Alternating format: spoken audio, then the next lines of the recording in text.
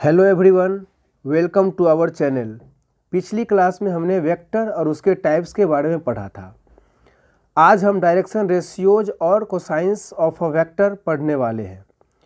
तो चलिए स्टार्ट करते हैं। सबसे पहले देखते हैं कि पोजीशन वेक्टर क्या होता है। तो हमने दो पॉइंट्स लिए हैं, एक ओरिजिन O और दूसरा पॉइंट P है जो स्पेस में है। तो हम देखते हैं कि सबसे पहले हम कैसे पोजीशन वेक्टर को निकाल सकते हैं। तो यहाँ पे हमने पोजीशन वेक्टर को लिया है OP वेक्टर, या फिर इसको हम R से भी डिनोट कर सकते हैं। तो सबसे पहले देखते हैं कि कैसे इसको फाइंड आउट करेंगे।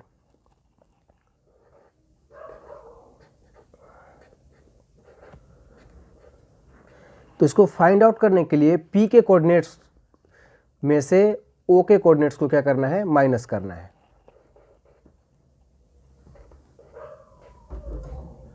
I cap plus y minus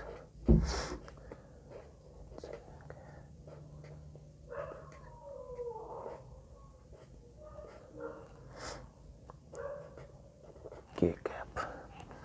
तो हमारा R हो जाएगा x I cap plus y j cap plus z k cap. इस फॉर्मेट को हम लोग component form of a vector भी बोलते हैं। यहाँ पे x, y और z are called direction ratio.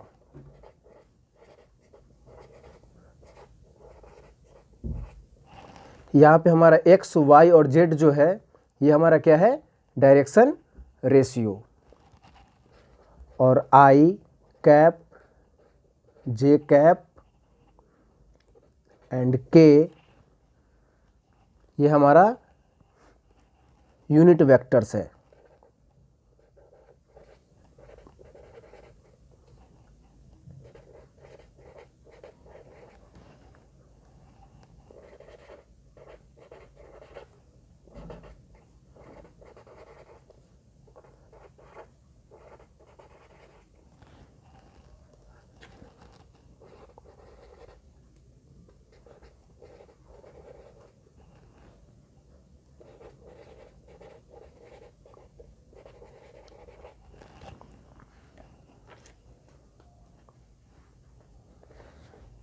The magnitude of OP और R इज गिवन बाई।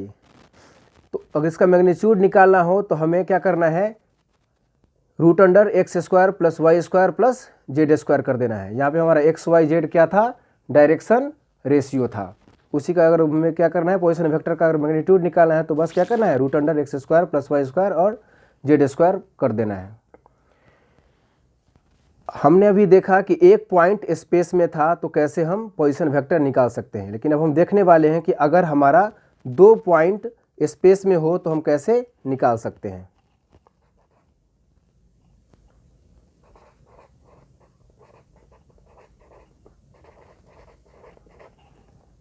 अब हम दो पॉइंट स्पेस में ले रहे हैं, A और दूसरा B।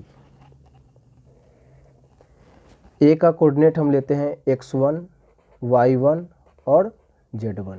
B का ले लेते हैं x2, y2 और z2।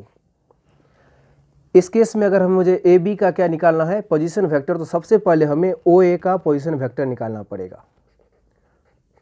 तो एक पॉइंट के लिए तो निकालना आप सीख चुके हैं कि घटाना होता है हमें फर्स्ट पॉइंट के कोऑर्डिनेट से सेकेंड पॉइंट को कोऑर्डिनेट को। तो हमारा आ जाएगा x1 I cap plus y1 j cap plus z1 k cap. फिर मुझे OB का निकालना पड़ेगा, x2 I cap plus y2 j cap plus z2 k cap. अब हम AB का पोजीशन वेक्टर निकालेंगे। अगर हमें AB का पोजीशन वेक्टर निकालना है तो हमें OB में से OB के पोजीशन वेक्टर में से OA का पोजीशन वेक्टर क्या कर देना है, माइनस कर देना है।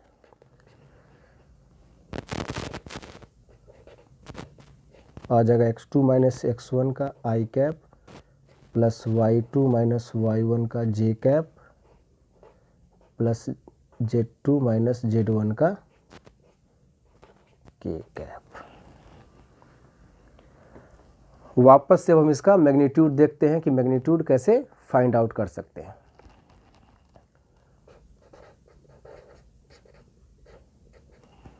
तो वापस से आई जे और के जो कोफिशिएंट है उसको रूट के अंदर रख के स्क्वायर कर देना है, बस सिंपल।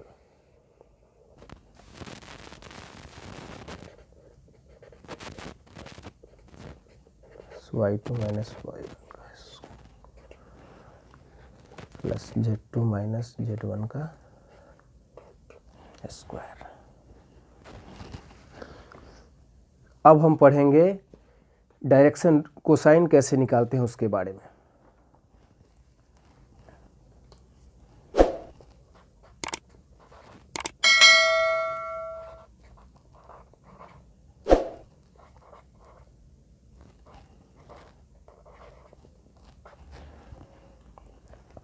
तो इसके लिए हम एक वेक्टर ले लेते हैं।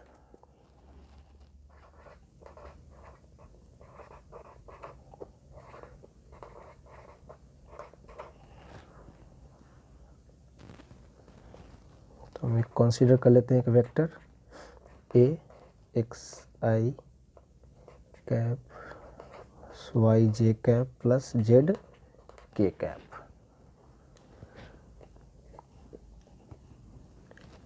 यूनिट वेक्टर के बारे में तो पता ही है कि ए के वेक्टर से हम उसके मैग्नीट्यूड से डिवाइड कर देने पे हमें क्या मिल जाता है, यूनिट वेक्टर। तो इस केस में देखते हैं हमारा क्या आता है।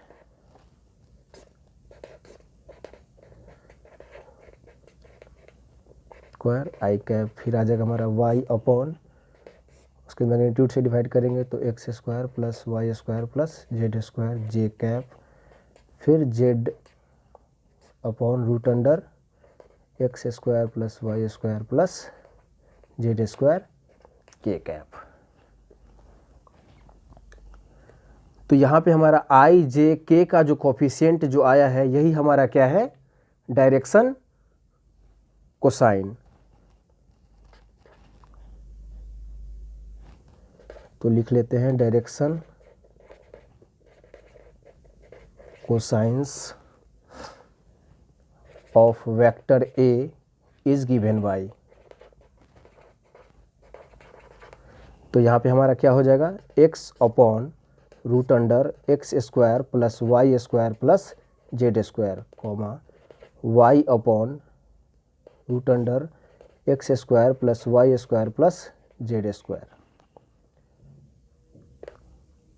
और Z upon root under x square plus Y square plus Z square. तो ये हमारा आ गया डायरेक्शन कोसाइंस।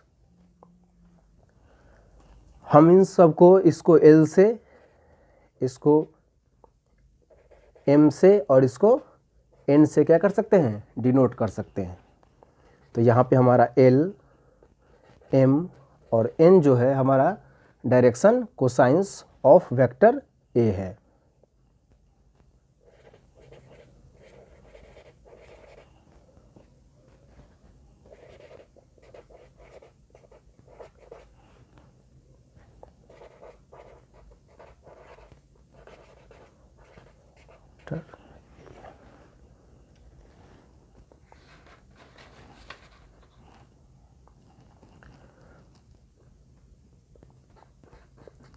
नोट के तौर पे एक बात याद रखनी है इसमें कि यदि हमारा l m N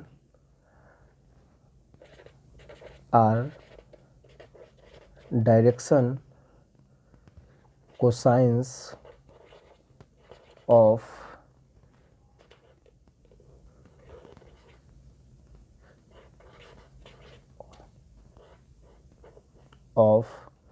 vector a है, then we have always हमेशा हमारा l square plus m square plus n square 1 के क्या होगा, इक्वल होगा। तो ये बात याद रखना है कि अगर हमारा एल एम एन, अगर हमारा डायरेक्शन कोसाइन जो है उस केस में l square plus m square plus n square अगर निकालेंगे तो हमेशा इसका वैल्यू क्या आएगा, 1 के बराबर होगा। एक और स्पेशल केस देख लेते हैं इसके बारे में।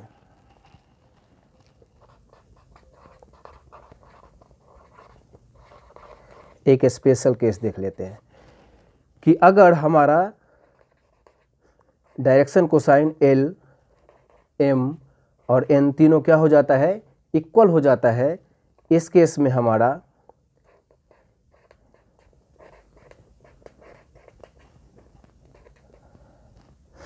Three L square equals 1, L square equals 1/3, square right side जाएगा तो क्या बन जाएगा, रूट प्लस माइनस 1/3, एल का वैल्यू हमारा जाएगा प्लस माइनस 1/√3। ये तब होता है जब हमारा डायरेक्शन कोसाइन तीनों क्या हो, इक्वल हो। तो आज के लिए इतना ही। अगले वीडियो में हम देखेंगे इससे रिलेटेड बहुत सारे क्वेश्चंस। तो आज के लिए इतना ही, धन्यवाद।